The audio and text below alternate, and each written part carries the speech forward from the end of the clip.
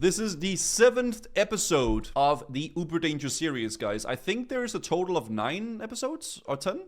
So we are nearing the end of this UberDanger journey that we've been watching lately. And this one is called Azeroth on Fire. And I think he's actually almost level 60 now. 250 hours ago, I set out Wait, what? He's 11 days / played already? Holy crap. Over 250 hours ago, I set out to do one thing and one thing only. Play WoW Classic to a point where I'd have fair grounds on which to review the game. Okay. A feat that eludes me to this very day. Yep. Personally, I'd argue that at the very least I'd have to reach the max level and kill the final boss. Yeah, I think that's a strong case for a bare minimum. So how exactly did I end up losing all my gold in an Ironforge gambling ring after being roped into a terrible race war? Well, today's... No, don't tell me he's gonna start gambling. Bro. Tragic tale starts with the release of Phase 2. Oh shit. I remember this, dude. I got so many hate messages in my DMs, guys, because I was ranking on my rogue. There was like actual people wishing me IRL bad things. I'm not gonna get into detail, but... One simple change. Yeah. Killing other players now grants you honor points. The higher your honor rank, the better the rewards. Yep. As a new player, I assumed that was just a minor patch and nothing to really worry about. Yet I logged on to see Azeroth on fire. The entire beautiful world they'd built, completely ruined. That's not my opinion either, just objectively. Here's an example. I want to go questing in Western Plaguelands. After dying a moderate amount of times, I finally managed to complete one single quest. This place was where me and Savix camped. This place right here, because this is where all the Alliance would be leveling and they would be going to Skolomance and Stratholme and everything. This was prime ganking spot. And anyone above level 49 gave honor. And I think in the beginning, you could kill people... Oh, I don't remember. It's a while ago. I think you could kill people up to 10 times for honor. So you would kill someone... Then they would rest, then you would kill them again, they would give 90% of the max honor, then they would rest, you would kill them again, 80% of honor, kill them again, 70%, so you would kill them 10 times, I think, or 5, it was, I don't remember the number, but we would kill people a certain amount of times until they didn't give honor anymore, which was pretty messed up. Then on the way to the NPC I die a couple more times, no big deal, except, they have now killed the guy who gave me the quest. Alright, this is no good. We'll have to fly away, except they killed the Flight Master.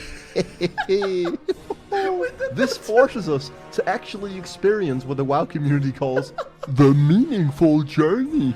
Whilst I do enjoy the part where you're riding through breathtaking areas that clearly stood the test of time, and even 15 years after its release, still manages to captivate the player, and coupled with the legendary music, immerse them into this beautiful world. 2% of the time, Oh god.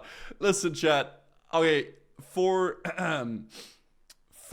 3 months straight, okay, I would be playing the game 18 hours per day with only one purpose: to kill players.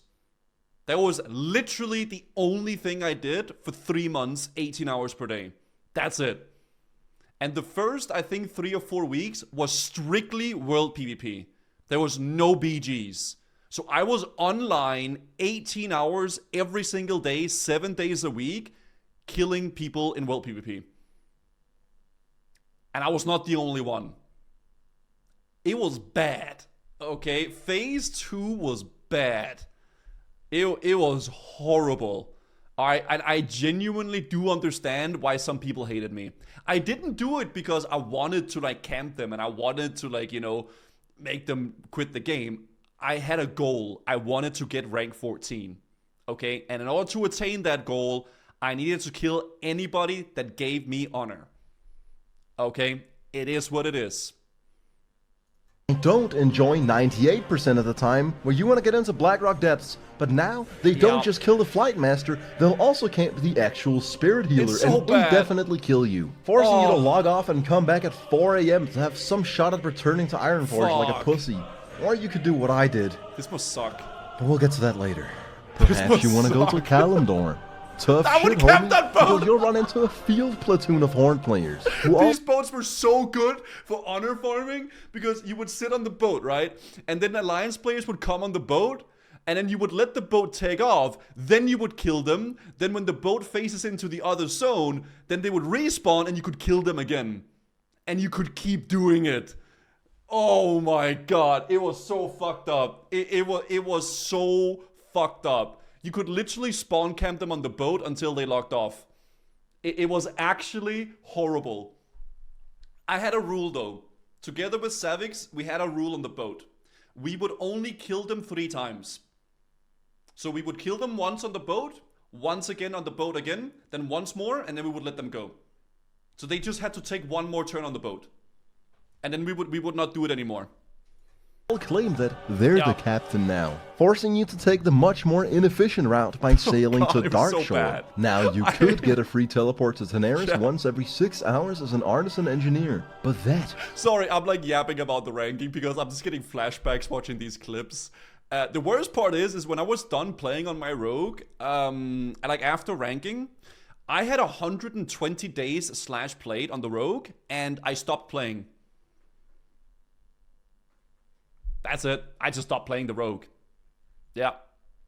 Would leave your endearing, primal, it was aggressive, top shelf certified, 5-star banging WoW GF on her own with all these horde players. And speaking of Amiri, she remains an absolute animal at this game. Not just has she been sending me care packages, not just does she literally come out of nowhere when I'm about to be killed without having communicated to me in any way that she was going where I was, or how long she'd been stealth near me.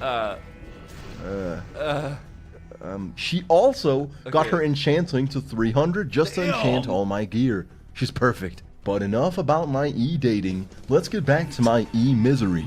With the world gone awry, a regular PvP server can in a single day turn into an RP nightmare hellscape. The Horde were locking us out as progressing through the endgame content, and it was showing in the cities. Dude, that rogue had like stealth detection gloves on, so you can't even stealth past them. And Ironforge was apparently the new king of the Alliance. Everyone followed him in a train and started spreading lies about how he gave gold to everyone following him. It was in the midst of this chaos that I seized the moment and rose to the occasion. I started advertising in the trade chat, pretty much begging for higher level players to carry me through a dungeon I hadn't yet tried. Upper Blackrock Spire, which is technically a small raid, designed to be completed by 10 players rather than 5. Any seasoned WoW player will know that at level 53, you're absolutely not up to the task. Yeah, it's a little bit too low level. What is he saying, by the way? Two hot night elf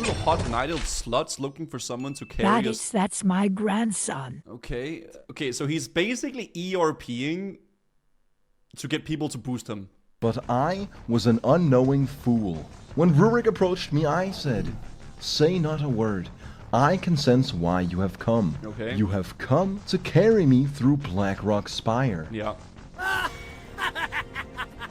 Rurik laughed at me and proclaimed that he came to call me a milk boy and laugh at my res sickness. After 20 minutes of cringy roleplaying, I'd gathered a full party for Upper Blackrock Spire. I actually had to join the train of lunatics for anyone to listen to me. All dead. I don't know how that works. But anyways, you gotta do what you gotta do to get to level 60. After a handful of unavoidable deaths, and a few that could have been avoided had I gone the right way, I finally entered Upper Blackrock Spire. But not before Cybox insists that we remake the party with him as the leader. Like the psychopath control freak he is. You run into these people all the time in WoW, and unlike the friendly people, these guys actually have their shit together. So I saw this as an absolute win-win-win. I entered the first room of mobs, and with my level 53 aggro range continued to immediately pull every single mob. All 10 of us get obliterated in probably the worst wipe I've ever caused. Yeah, they had Jet then probably. These level 60 psychos actually started domesticating me. They put me on the bench. They timed me out. My only privilege was watching them from actually afar boosted. whilst they cleared out the mobs. That is until we fought the beast, where I Dude, had he's not even doing the normal classic experience. He's literally doing the streamer experience, man. the brilliant idea of helping my squad What is this? by using the Gnomish Shrink Ray, which has a tiny chance of backfiring. I think I got a Gnomish Shrink Ray, this guy. Fuck no, that. Oh, no. Oh, it worked. Oh, that's not what I was going for. Oh shit. Oh no, he's done. I'm so sorry. Oh, No. the one thing We- he does. Barely made it. The rest of the dungeon went pretty smooth. There were 2 worthwhile drops I could use from the dungeon. The Blade Master leggings that Amiri rolled 2 numbers higher than me for, after I accidentally didn't see her message telling me she really needs them, and the Brigham Girdle, when my trustworthy companions told me not to need on it. Is to not roll on belt. I have been trying to get it for a long time. I knew it was a no. godly item, so you already know I yeeted that shit with a solid 95. Not gonna lie, it was mega boring to stand back and get carried without lifting a finger. I don't know how Asmongold does it 8 hours a day, but there was one silver gotta do it, lining. boys. I jumped on Discord with a couple of these people and they were actually pretty chill. They taught me something that would forever change how I play World of Warcraft. Okay. Death rolling. The Azeroth no. equivalent to playing dice. He's gonna get It's very addicted. simple. You bet gold against each other and you slash roll No. 10 times the amount you bet. Then your opponent rolls the number you got, Yeah. and the first person to hit one loses. To begin with, I had misunderstood the rules because I am a Gumbo. fucking idiot. I rolled 100 on my first try and assumed that these guys were scammers when they didn't give me any money. What went completely over my head though was Bob Gnarly running into unfathomable bad What? luck, hitting a 1 in 330. That's rough, buddy. Once I properly understood the game, shit. they told me tales of a secret gambling ring in Ironforge No. and one legend who was undisputedly the king of gambling. I had to know what this was all about. I went to Ironforge and this was the first time I would meet Compound, who I'd describe as a man with a severe problem. He'd been Okay. standing right here several hours a day for nearly 2 weeks, and his name preceded him Yep. for a very good reason. If you were confirmed to be an honorable gambler who pays up, he would take you up on any bet, any amount of times, and he'd cleaned out countless people. To show you guys that I didn't Shit. fake what you're about to see, I'm gonna walk you through every single bet I made, but just be warned, this isn't happy hour. I'm not fucking around. I'm goddamn serious. I Okay. start out with 115 gold, Yeah. and then immediately cut this whole part out of the script because I wrote way too much. All you need What? to know is I was down to a fraction of my starting bankroll and decided to put it on the line.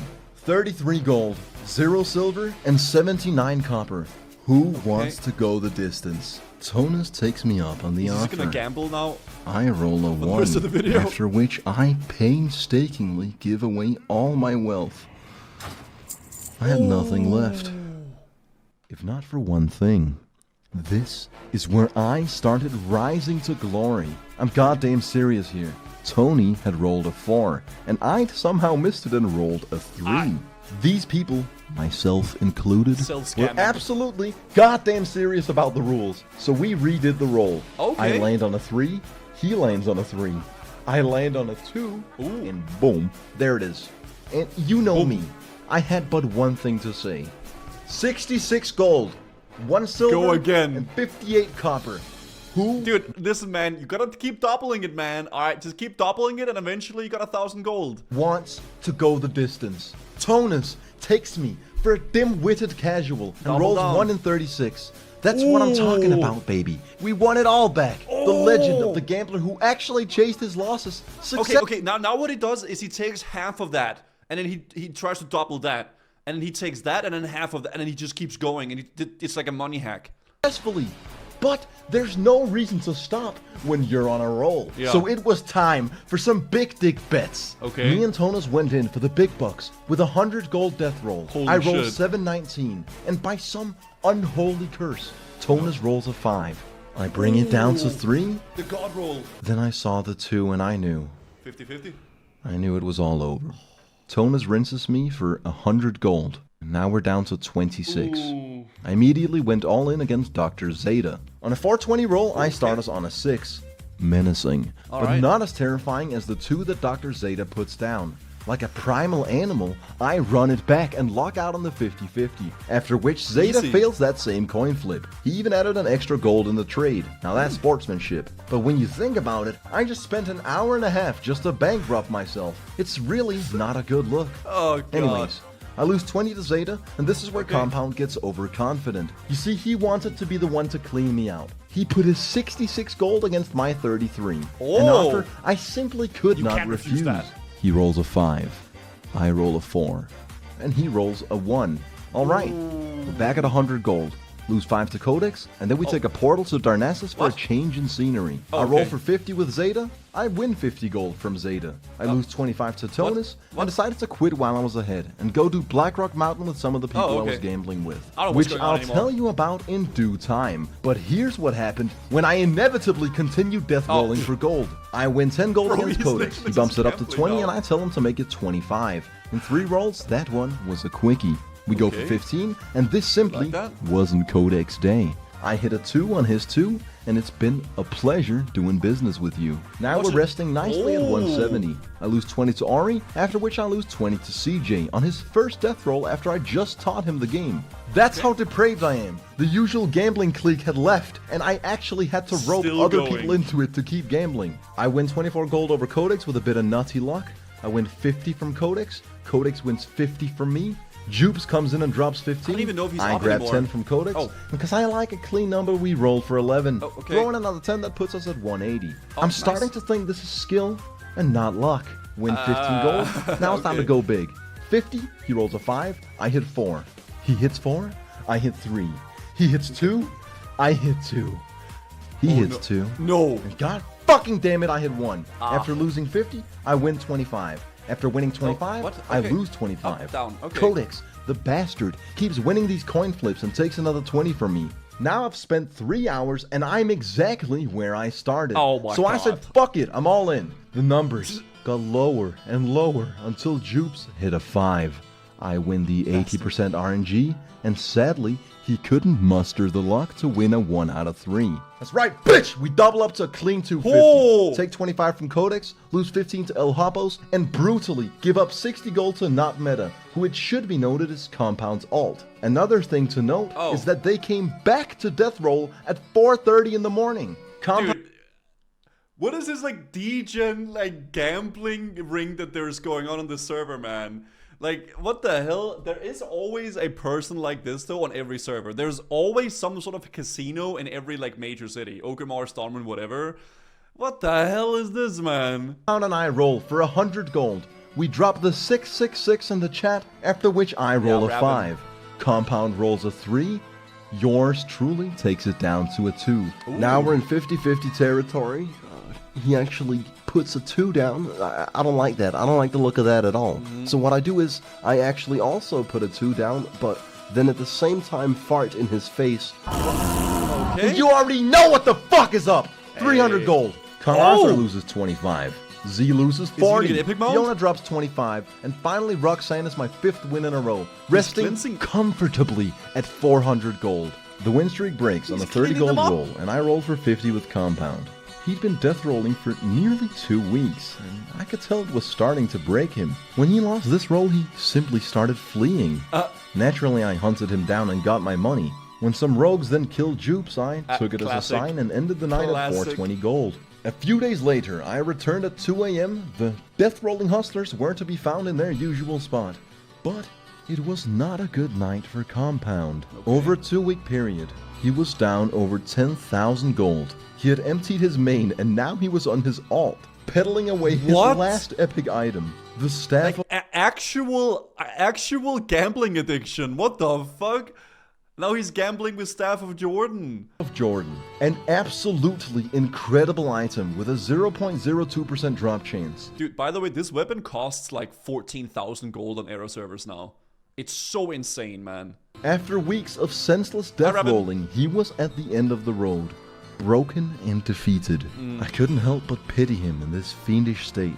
He was truly at his lowest, attempting to sell his last treasured item just so he could have one last hit of dopamine before he'd go back to solo farming Hand of Justice for 15 gold per Angerforge kill. There's no way. Like, dude, 10,000 gold like that? Are you insane? And it's like only phase 2? If you don't play WoW and that's all blibbly blabbly to you, know that he would have to spend many hours of his life to even rebuild a fraction of what he once had. I saw this man on his knees, at his most vulnerable, and I thought to myself, what the fuck? Give him nothing, but take from him everything. What the staff fuck? was selling on the auction house for 350 gold. Compound wanted to use it instead of gold to roll against someone. His friends simply couldn't bring themselves to do it to him. But you I can. knew I had all the leverage. Yep. I told the broken man, I can settle How on much? 160. All you would have to do is type /roll 1600. 160? You're taking him down by half of the price?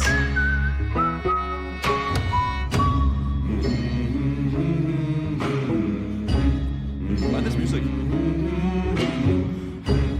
Oh shit. 1 and 4. Oh, 1 and 3. Wait. Did he lose?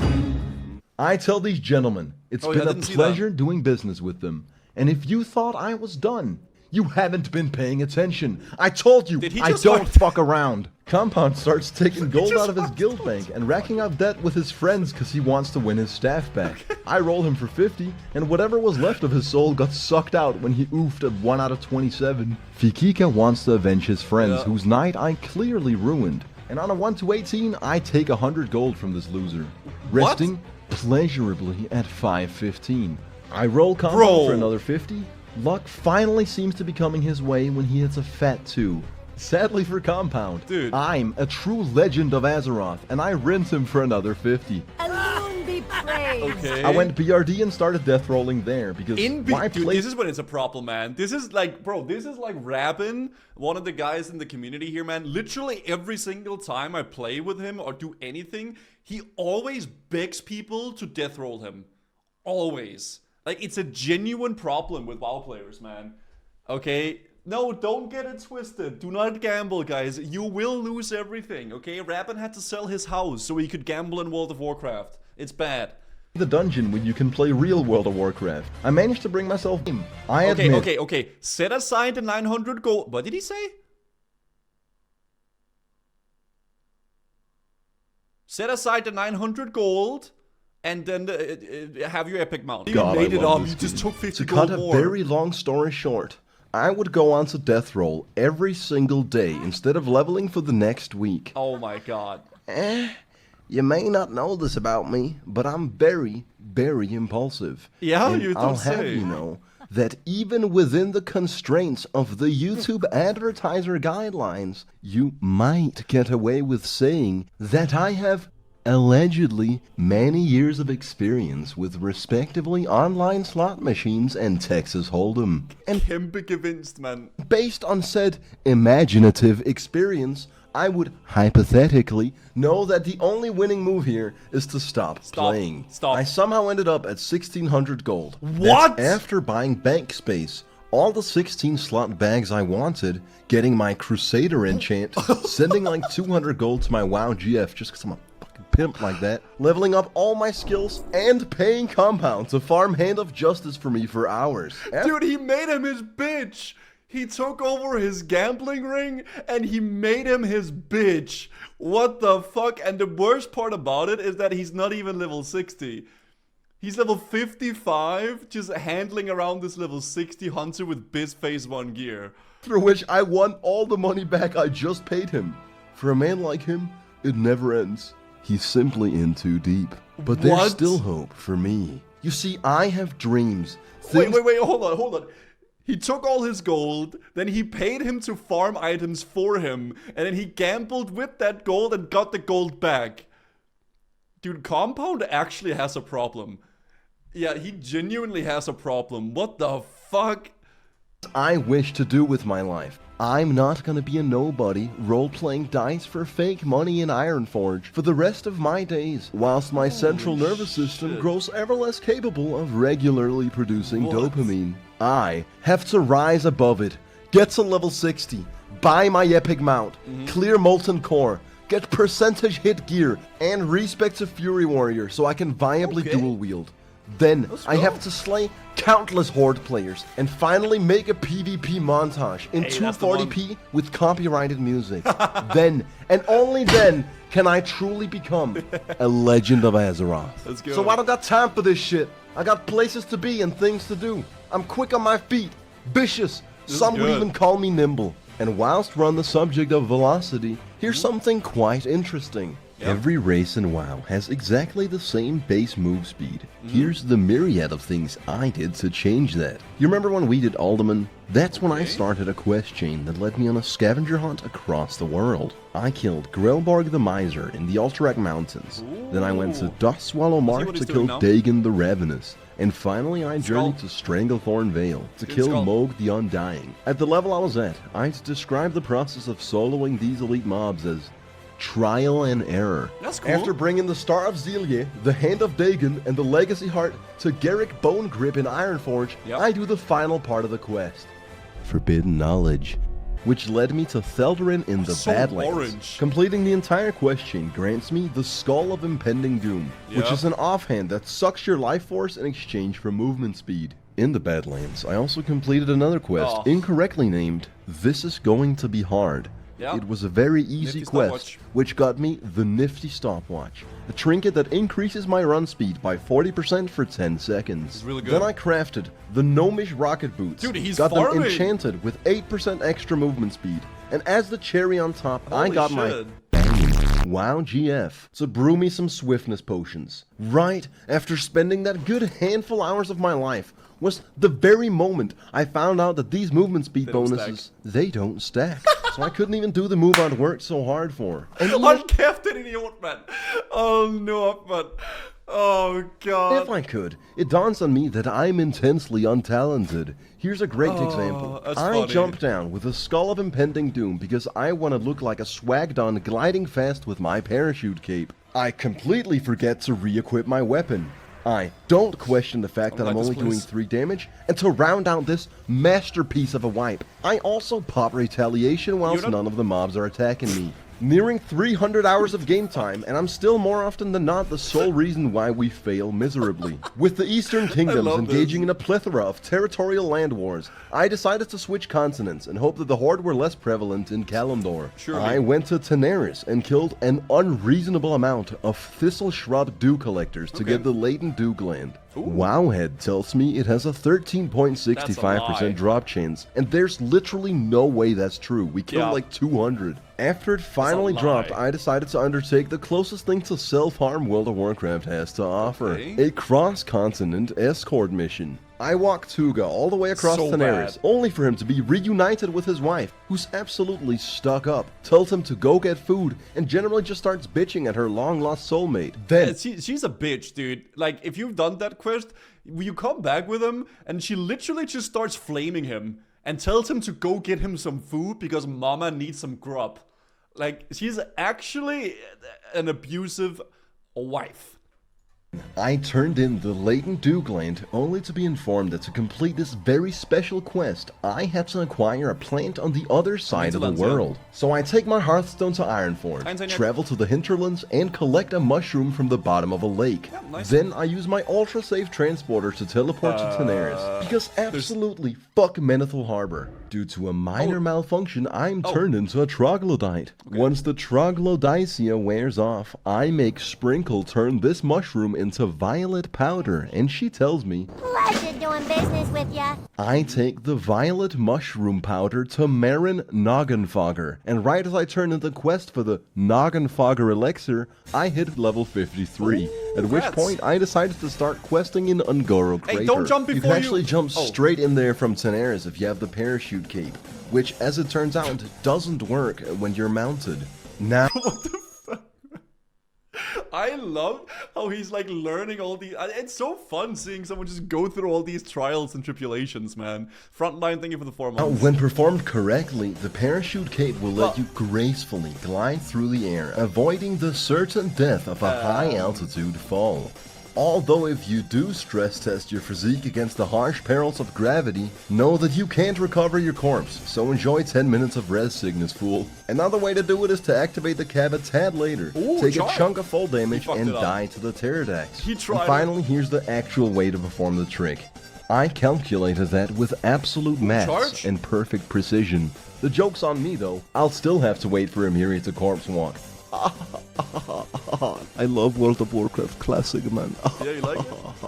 Ungoro is thematically one of my favorite zones. It's this jungle in It's a a cool crater. zone. It definitely feels secluded from the rest of the world, and the vibrant colors mixed with exotic ambience absolutely immerses you for several minutes at a time, really good. until you're corpse camped by disgusting horde players. I managed to finally escape them, only to have the worst questing experience of my life. I killed these tar lurkers that make you walk really quest slow. sucks. I picked up various glowing Konokai crystals, and then I rode all the way to 3 different pylons. There's always the usual, extremely This is a good rewarding zone. drop rate quest that can take anywhere between 4 minutes and 2 hours. This you can actually pick up in the southern part of Yunguru Creator. You don't have to like kill for the bones. Unironically, Yunguru Creator is one of the best leveling zones in the game. It's so I good. traveled to the middle of the Ungoro crater only to realize that was no place for a level 51 Alliance player in Phase 2. The Yeah, he's only jumping back and forth a redeemable little bit, part of but- my time in Ungoro was when I leveled my guns by practicing on various innocent exotic animals. A brilliant idea suggested to me by my carnal, ruthless, fantastic World of Warcraft girlfriend. The training actually came in handy 10 minutes later in this cave when I was frozen by a mage, go. the most insecure class in WoW. He was about to escape with a sliver of health when I pulled out the gat.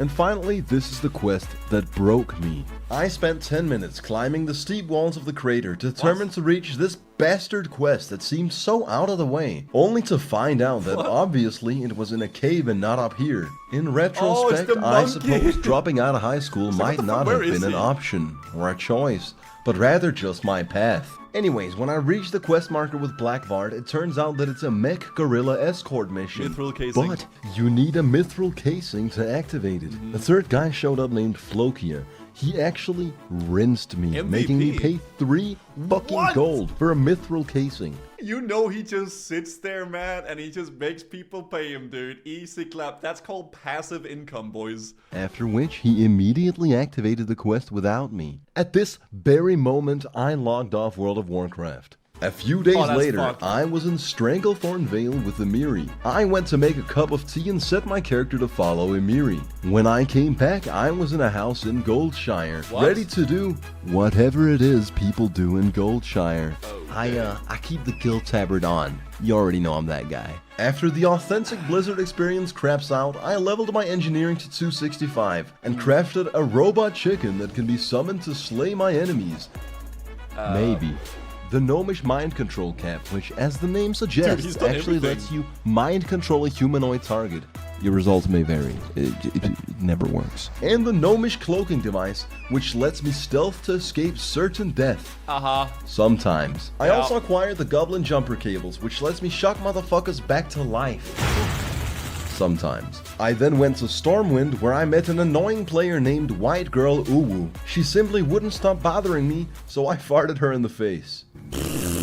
She was pissed and wanted to duel me for my transgressions. We went outside Stormwind, I brought her down to size and defeated her using only my robot battle chicken, after which she took back everything she said. Having fucked up. had my fair share of questing, world That's PvP, fucked and up. cringy roleplaying, I knew it was time for a real-ass dungeon. One of the realest dungeons in the game. Okay. Blackrock Depths is one of the Ooh. best dungeons in World of Warcraft. Yeah, and that's- as much as I would have loved to shit on the Circle Jerk, and this dungeon is the best thing of all time in the It is whole good. world. You get in and you see there's a locked door. You need a key. And it's genius game design. It makes you think, what's behind the door? It's replayable. As much as I would It's love to shit on good. that Circle Jerk, good. they're actually right. It's Yeah. a really fucking good dungeon. It's sick. fucking massive. There's so many It sucks if you have to farm it over and over again, but it's a really cool dungeon to go through, like on your first character, right? Like on your first beardy, it's really fun. different routes and runs you can do. Every section and boss is memorable. The loot is Yeah, fucking it is super incredible. It's not just standing and hitting. It's actually fucking difficult. And even I have to admit that its replayability is absolutely extensive. I'd go so far as to say that it's replaced Dead Mines as my favorite dungeon. Since I've already ran it a dozen times, instead of showing you one single run, I'm gonna show you clips from respectively the one perfect run I did with my guild and all the other terrible runs I did with various other people. Then you'll see the stark contrast between how it can be done and how it should be done. And get this show on the road already. The video's already half an hour long. What? Jesus Oh, yeah, fucking it is. Christ. You could start by going the wrong way, Authorities, thank you dying for on the for- other side of the lava Thank you. where you can't possibly recover your corpse, but still walk all the way just to find that out. Then die again, eat the rest sickness and corpse my walk God. about 20 deaths to finally jump down in the right spot. Oh. Or, hear me out, you could go the right way instead of wasting your time, optimally use charge and intercept to get as much Ooh. distance as possible out of each corpse walk. Utilize movement speed and stealth trinkets to effectively enter the dungeon in under 10 minutes. Let's go. You could die to the first pack of mobs you pull because you didn't wait for the patrol. Then at the last second activate the gnomish cloaking device and get fucked anyways, because it's terrible and never works. You go through the walk of shame and then you pull all the mobs and die again. Oh my god. And you do that again. Or you could take on a couple enemies at a time and chill out without worrying since you're at the easiest part of the dungeon. Make it to the boss and tank him against the wall. No sweat. In fact, why even do this That's part pretty when you hard, could actually. run something efficient? Go straight to Arena followed up by Angerforge. Great loot distribution for everyone in your party and a shot at Hand of Justice. Speaking of Angerforge, yeah, you can fuck that up too. There really is there's a big contrast in player quality in this game, isn't there? It never ceases to amaze me how bad people can be in such a simple game. Yeah, there is really a big difference between the quality of players, man. It's scary, man, almost. Don't even know how we died in this room. No, I'm my pretty pop's sure good. you're not supposed to die in this room. Pop retaliation. Wait, how did I God. even die there? No one knows, but I did die. Yep. Or perform the lava skip. Why even fight all the trash mobs that drop garbage loot? Swim through the lava. Look at my health. Look at my health. Watch what I do here. Watch this God. line. Watch this line I make. Perfection. gonna Fucking die. frame perfect. I Oh. told you. I run this shit. Okay. Jump okay. down and aggro all the grim patrons. Our slightly underleveled party wipes and we walk a reasonable distance to get to play the game again. Then walk in the next room and get decimated, making us walk a moderate. Open the relic vault. It Get just said kill fire, for fuck's sake. That's all that tank wrote. that fat loot, bitch. That's what it's all about. And right as we open this massive gate, we appropriately discuss the strategy for how exactly we're gonna clear one of the most serious DPS checks in the game. Or That's the true WoW experience, guys. Yep. That's how it is. Dude, this game is magical, boys. It really is.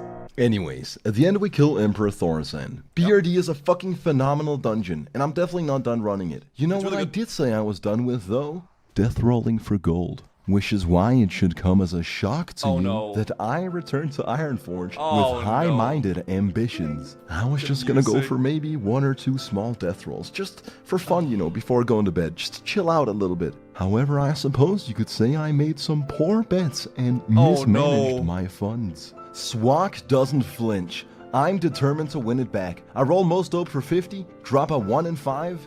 I mean, shit happens. That's when he hit me with double or nothing. I tell him only if we roll for 100 this time. I almost immediately lose it in exactly the same way by dropping a 1 in 5. No. Oh my god. That's 150 gold down the drain. Considering that I was already down 400 gold, this wasn't an amount I could afford to lose. So I tell the man, double or nothing. No. I drop a cursed 4 and a 395. And let's be honest, this really wasn't my day. I somehow won it all back. And I took that as a sign to go for a 500 gold death roll. No. about that. 5. How this man's brain works. Oh no, it's possible. Oh shit. No! Oh, 500.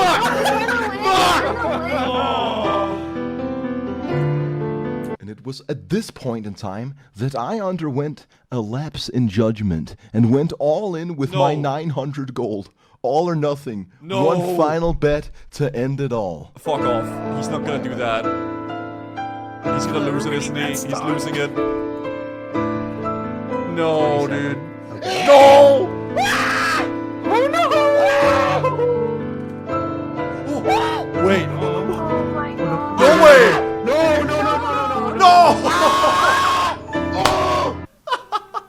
I don't care what these people think of me. Fuck this shit. See you guys later. And then I logged back in to say one thing. Wait. Wait, dude. All the 4. Oh, fuck, man. He lost everything. Dude, that was a good episode. Dude, I literally, like a third of this video was just literally just gambling. Like a solid 30, like maybe even more, was just straight up gambling, man. Oh, shit. No. Over 200. That was a good video, man. That was a really good... This was my favorite one, I think, for sure. Out of all of them. Yeah, this was really good. He didn't pay. I mean, surely he did, right? Surely he got them. There's no way.